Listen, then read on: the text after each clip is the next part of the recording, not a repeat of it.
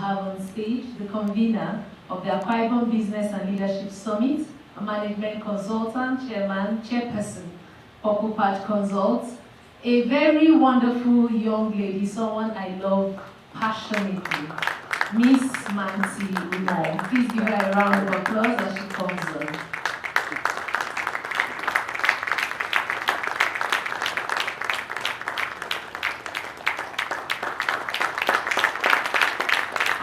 Mmanti's applause is louder than the other applauses. Can we please rise? Thank you. Some people are rising, so I'd like to catch you on that. Thank you.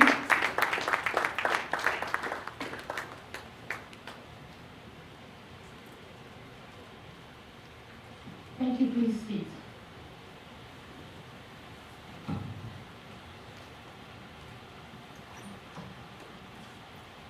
Good morning again and welcome to the Akwa Ibom Business Leadership Meeting 2.0. You're welcome and it's good to have you here.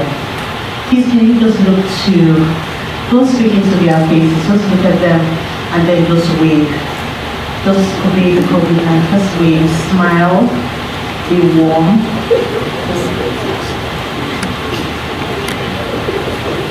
Thank you very much. My name is Mmanti Umoh and I'm here to serve you. I have been called to serve the Akwa Ibom community for as long as 12 years that I've lived here. I haven't always lived here. I lived and I grew up with my parents in Kano. In Kano I learned the value of business, the value of timeliness, the value of education, though I was living in the north, as you would call it. In Kano, with Dr. and Mrs. Umoh, my parents, I also learned the value of community. When every December, my dad ensured that we came back to Akwa Ibom to do one deed of social good or the other. He said he did it because he was a business person flourishing Ebiosano, and he felt it only right to come back to his people and add value to his state. After so many years, when I decided to come back, my dad asked if I would be able to live with the people, and I smiled. 12 years ago, I was 12 years younger. I had no clue that doing business in Akwa Ibom would be like today, where breakfast was set for 8, but I had to wait for the printers that had to deliver early yesterday to be done with my job. I did not also understand that the person that had to sell the tea that we needed to use by the family would think of opening his or her shop by 10 a.m. I did not also realize that when my child would get to school, they would not be allowed to simply register in the university until it was late and they had to sometimes drive to be able to even get their news in, even though they had their fees on time. I did not also know that there will come a time where I would be stopped on the streets and my documents would be checked, and there would still be something wanting when there was nothing lacking. But that is what it takes to live in Akwa Ibom. And so I salute your courage as business people to live, to work here, and to grow our economy. So another round of applause to you. I want to welcome all of you that are seated here today. Thank you for coming at the Akwa Ibom Business Time. However, as a growing global community, we hope that next year we will come and arrive at business time. I am pleased to welcome our head of board, community board, the Community Stakeholders Advisory Board, retired Justice Umoh. Welcome, sir. And I'm also pleased to welcome our very own son, The diversity of our speaking list shows the strength of the Akwa Ibom person spread around, and also his community spirit in allowing others also work in his own community when he's not there. We're also pleased to welcome Mr. Soro. Most of you do not know that we have an Akwa Ibom man that is the Chief Executive Officer of MTN's Yellow Digital Financial Services. You're welcome, sir. Mr. Soro was here at 8 a.m. to wait for you, and he's been waiting for you to arrive. So that's a round of applause for him. We will welcome in due time the youngest commissioner in Akwa Ibom State, the Commissioner of Information and Strategy. Men in business and in trade will agree with me that that one young person is an addition, a positive addition to representing young people in governance. I'm pleased to be joined by leaders from across community stakeholders, our pharmacists, our doctors, secretaries and heads of different organizations working in Akwa Ibom. Thank you for being here. I'm pleased to also be joined by the USAID Citizen Engagement Capacity Building Specialist, Mmanti. We've got a community stakeholder who has had direct responsibility for over 2,000 employees of 3 ExxonMobil companies and approximately over 3,000 personnel of various third-party contractors. He retired as Executive Vice Chairman of the Board of Umoh Producing Nigeria Limited and Expo Exploration and Production Nigeria Limited. He is also the founder of the Umoh Foundation, with whom we have great support for the Akwa Ibom Business and Leadership Convention. Please a round of applause for him. We also want to welcome CSP Francis Osagi-Irabo. For once in our community, we have a police for the people. I see the way you beam up with smiles when you mention his name. You're welcome, sir. CSP Irabo is the now Commander, Quick Intervention Unit to you, which was formerly called SARS. He's the new commander to ensure that all your documents are in check. We welcome the State Chairman of the Nigerian Association of Women Journalists, NAWOJ, Mrs. Udoai Kong. We welcome Mrs. Umoh from the Umoh Foundation, Mrs. Umoh Emma, an education technologist that has also raised great heights in technology for our Akwa Ibom State. And in due time, we'll also welcome the Chairman of the House of Representatives Committee on Judiciary, whose leadership of the State Assembly is credited to have passed 53 bills into law and introduced several pro-people innovations, including the stipend-based legislative internship program and open budget practices. Why is it important for us to mention these people? It's important for us to show you the diversity of our stakeholders, the strength of their learning, and the height of their placement in ensuring that Nigeria works, and how it trickles down to ensuring our Akwa Ibom State works so that the globe works too. Distinguished members of the Akwa Ibom State government that I have mentioned, esteemed guests, fellow heads of business organizations seated here, associations, ladies and gentlemen, dear friends. Welcome to the Akwa Ibom Business Leadership Summit 2.0. For me, to stand here is always a very special moment. Akwa Ibom has a significant influence in changing the world of today, and will continue to have a tremendous role in strengthening our collective future. To capitalize on the great opportunities the future provides, and to respond to the economic and societal challenges we face today, courageous and comprehensive reforms are needed. These require the collaborative efforts of our government, Akwa Ibom State government, businesses like you, and other actors like the police, civil society organizations, investors, international organizations, who their representatives are seated here today. This is the reason we are all gathered here in New York at the second annual gathering of private-public community stakeholders.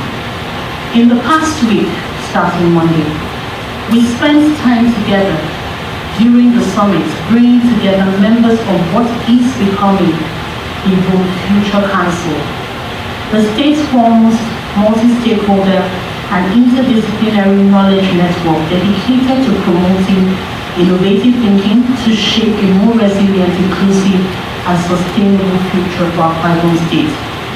The Umoh Future Council will be creating in the next few months an Umoh Future Plan, one that has its foundation on community stakeholding, where the people that run the economy will bring forth ideas where the government can administrate and ensure that policies make true the dream of the Akwa person.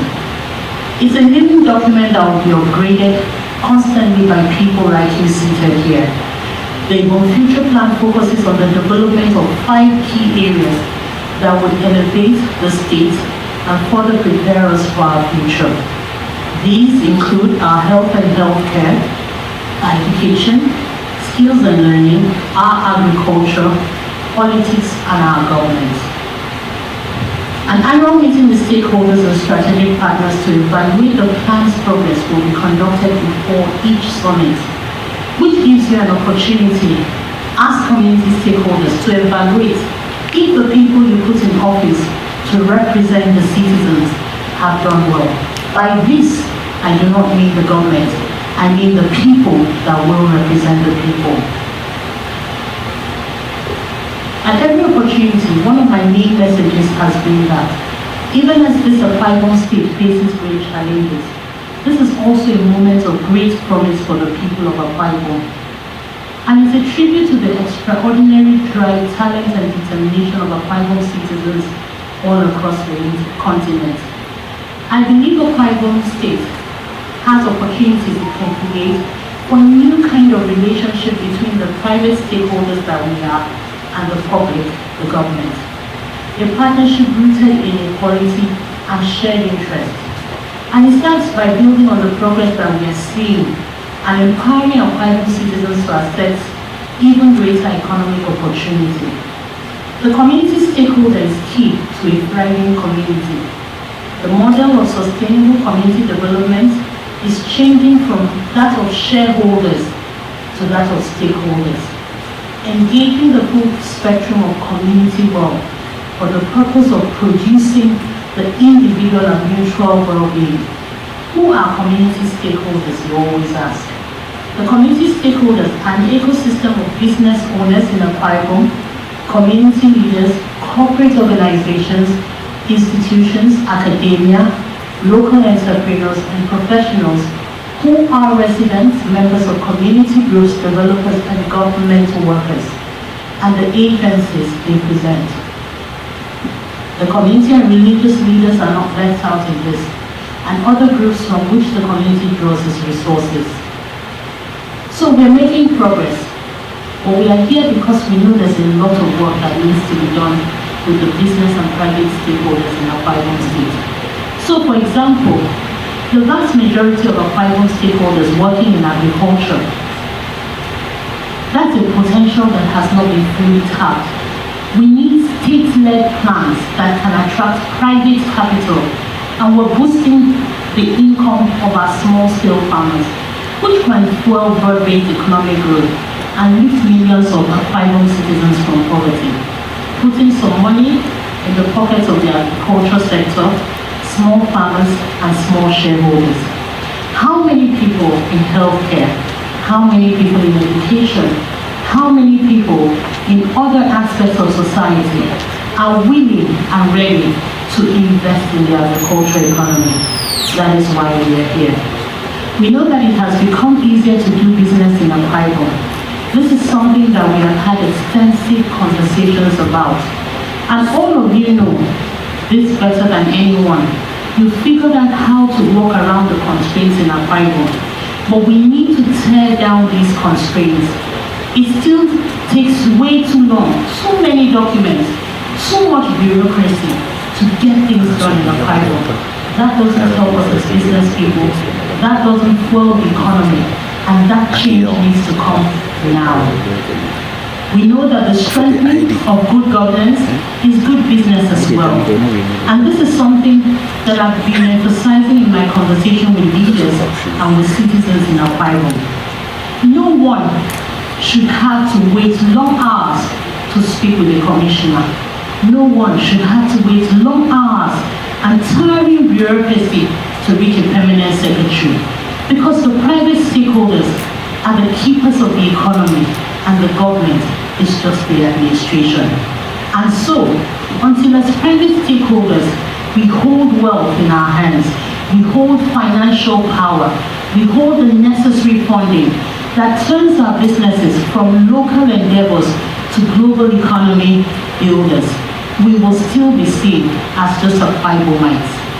Our views will not be taken seriously, our thoughts will be taken for granted. And once again I ask, that in restoring trust in government, the government must respect the place of the private stakeholder in building the economy and take its own place in administrating that economy. Finally, this is why we're here today. We want to restore trust between us as people and the government that is here. We want to build sustainable future for not just our businesses, but for our children tomorrow. We are here because we believe that in having conversations such as this and no blame shifting, we are going to get an economy where people will come, like we travel to China and to Dubai. Akwa Ibom will be known for the palm oil business. Akwa Ibom will be known for coconut oil. We are not known for estates, we are known for agriculture, and we are proud agriculturists. Once more, I want to plead that, as always, this forum is open for conversations. And because we call you key stakeholders, we invited you from your different groups because we want to have conversations. There will be no war, there will be no violence, but there will be hard talk here today, where we ask, where we stand as a people, where our monies go as taxpayers, and what difference we can make in the economy. Enough is enough of allowing government to run economy. We will respect their leadership as they respect private stakeholders' investments in the economy when the private stakeholders are ready. Thank you and welcome to AKIB.